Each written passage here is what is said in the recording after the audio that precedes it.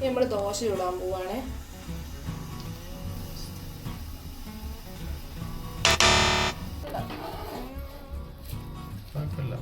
നല്ല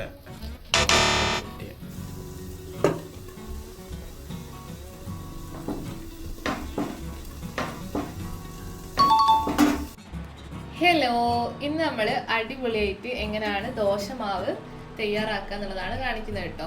അതിന് വേണ്ടി ഞാൻ എടുത്തത് ഒരു 1/2 ഗ്ലാസ് പച്ചരിയാണേ. നമ്മുടെ വെള്ള അരിയില്ലേ, റേഷൻ കടയിൽ നോക്കിയിട്ടുന്ന ആ അരി 1/2 ഗ്ലാസ് എടുത്തിട്ടുണ്ട്. അത് നമുക്ക് ഈ പാത്രത്തിലേക്ക് ഒഴിക്കാം. ഇനി ഉഴുന്നാണ്. ഉഴുന്ന് ഞാൻ ഒരു 2 പിടി ഉഴുന്നാട്ടോ എടുക്കുന്നത്. 1 ഗ്ലാസ് അരിക്ക് 1/2 ഗ്ലാസ് ഉഴുന്നാട്ടോ എടുക്കേണ്ടത്. അരിൻ്റെ നേരെ പകുതി 4 സ്പൂണ് ഉലുവയാട്ടോ ഇടുന്നത്. നമുക്കിതൊന്ന് സോക്ക് ചെയ്ത് വെക്കാം.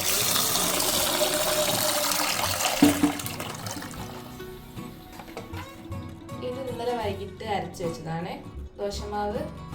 ദോശയും മുട്ടയും 1/2 കഷ്ണം ഉള്ളിയാണ് എടുത്തത്. ഒരുപാട് ഉള്ളി എടുത്തില്ല. 2 തക്കാളി, 1 പച്ചമുളക്. നമുക്കൊന്ന് ഇളക്കി കൊടുക്കാം. ആവശ്യത്തിനുള്ള ഉപ്പിടുകയാണ്. ഇത് നല്ലപോലെ ഒന്ന് ഇളക്കി കൊടുക്കാം.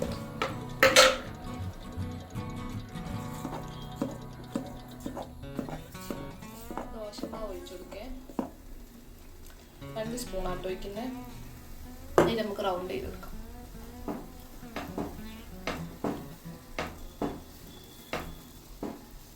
അപ്പോൾ നമ്മളെ ദോശ നല്ലോണം മൊരിഞ്ഞ് വന്നിട്ട് നമുക്കിത് എടുക്കാം.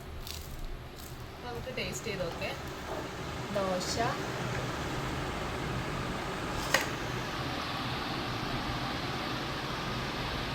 ഈ ഒരു കോമ്പിനേഷൻ നിങ്ങൾ കഴിച്ചിട്ടുണ്ടെങ്കിൽ എന്തായാലും കമൻറ്റ് ചെയ്യണേ. കാരണം പൊതുവെ എല്ലാവരും ദോശയും ചട്നിയും ആണല്ലോ, അല്ലെ സാമ്പാർ, അല്ലെ മസാല ദോശ, ഇങ്ങനത്തെ ഒരു കോമ്പിനേഷൻ കഴിച്ച് നോക്കാം.